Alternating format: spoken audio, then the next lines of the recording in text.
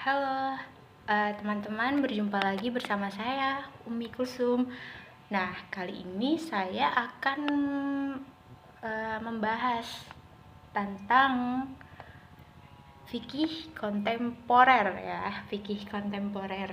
Nah, saya mengambil jurnal yang berjudul Mengkonstruksi Nalar dan kompetensi makosid syariah menuju fikih kontemporer progresif. Nah, saya mengambil jurnal ini dari tema di RPS itu tentang konsep makosid syariah.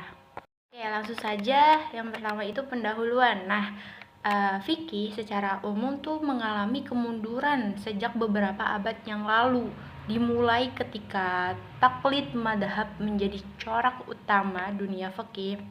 Nah, ijtihad sebagai proses analisis dan pengkajian yang melahirkan hukum-hukum fikih juga mengalami stagnasi. Nah, metode ijtihad yang dominan adalah takhrij al-furu' ala al-madhab. Nah, bukan secara langsung merujuk pada sumber original syariah. Nah, dinamika perkembangan ya, pemikiran fikih itu tidak berkembang. Kenapa? Karena kecenderungan ulama merumuskan hukum fikih dalam spektrum madhab dengan merujuk pada kitab-kitab madhab. Jadi ulama fikih tuh cuma hanya mengandalkan kitab-kitab madhab saja. Nah, habis itu para ulama kontemporer itu menulis tarikh perkembangan fikih. Nah, seperti Muhammad Al-Hijawi, Muhammad Al-Khudori, Abdul Wahab Khalaf, Ali Sais, Mana' Al-Khotan, Muhammad Salam Al-Mahdud. Nah, terus mereka tuh sepakat menyatakan bahwa fikih telah memasuki fase kemunduran semenjak beberapa abad yang silam. Bahkan Mustafa Ahmad Az-Zarqa itu menguraikan bahwa fikih kehilangan dinamika dan progresivitas. Nah, karya-karya fikih yang lahir pun hanya cenderung mengkaji ulang yang diwarisi dari ulama sebelumnya atau menulis kitab-kitab mutuan yang penuh kesukaran pada teka-teki linguistik. Pada zaman kontemporer, zaman masa kini ya, itu fikih mulai bangkit dan melepaskan diri dari belenggu taklid madhab yang selama ini membelenggu. Jadi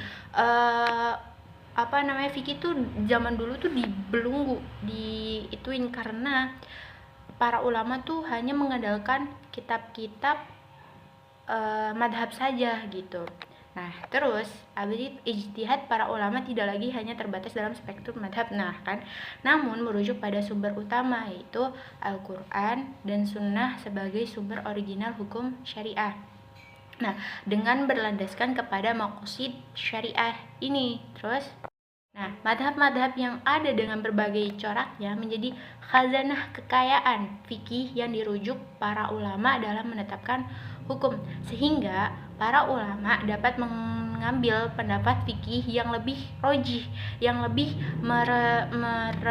merealisasikan masalah dan sejalan dengan maqasid syariah. Dalam banyak permasalahan kontemporer, ulama berijtihad dengan merujuk pada sumber-sumber hukum dan maqasid syariah tanpa terbelenggu oleh pendapat madhab manapun. Nah, dikhususkannya maqasid syariah dalam kajian hukum Islam telah mengalami perkembangan dari waktu ke waktu. Nah, perkembangan tidak hanya pada aspek terminologi, tetapi juga pada aspek metodologi.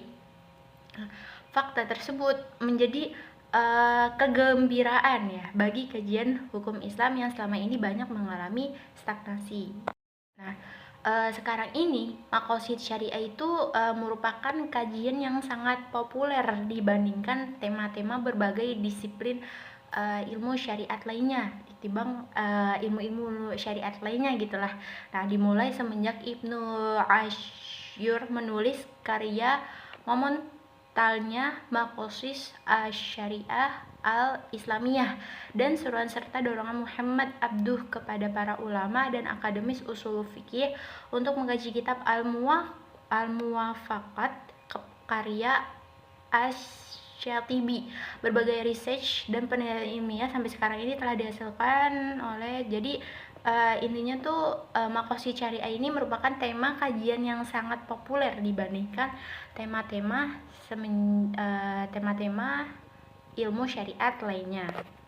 Lalu di sini ada tujuan penelitian, yaitu penelitian ini bertujuan untuk memahami konsep makosid syariah dan bagaimana sih penerapannya dalam hukum Islam gitu. Terus yang kedua, meneliti bagaimana makosid syariah bisa diterapkan dalam hukum kontemporer untuk menjawab tantangan zaman. Terus yang ketiga, membangun cara baru dalam menganalisis hukum dengan fokus pada makosid syariah. Dan yang keempat, membantu mengembangkan fikih yang lebih relevan, yang lebih maksudnya tuh lebih mengikuti arah zamannya lah. Terus dengan kebutuhan masyarakat saat ini. Fokus penelitiannya yang pertama itu pemahaman makosid syariah. Nah, fokusnya itu fokus pada pemahaman tujuan-tujuan utama syariah yang jadi dasar hukum Islam. Yang kedua itu bagaimana sih cara mengaplikasikannya makosid dalam hukum yang ada sekarang. Terus yang ketiga, yang terakhir itu mengembangkan cara berpikir dalam ijtihad yang sesuai dengan makosid syariah. Hasil penelitiannya itu makosid syariah itu adalah dasar penting dalam hukum Islam untuk mencapai kemaslahatan masyarakat. Terus yang kedua, makosid syariah dapat membuat hukum lebih solutif dan menjawab masalah sosial yang ada. Dan yang terakhir, yang ketiga, itu pendekatan ini memperbarui cara para ulama dalam menghasilkan hukum yang relevan dengan zaman. Seperti itu. Metodologi penelitian ya. Nah, penelitian di dalam jurnal ini, itu tuh penulis tuh meneliti dengan pendekatan kualitatif untuk menggali lebih dalam mengenai makosid syariah. Terus habis itu mengumpulkan data dari buku dan artikel untuk memperkuat teori yang digunakan. Dan yang terakhir itu menganalisis data dengan cara yang sistematis dan logis untuk mendapatkan kesimpulan.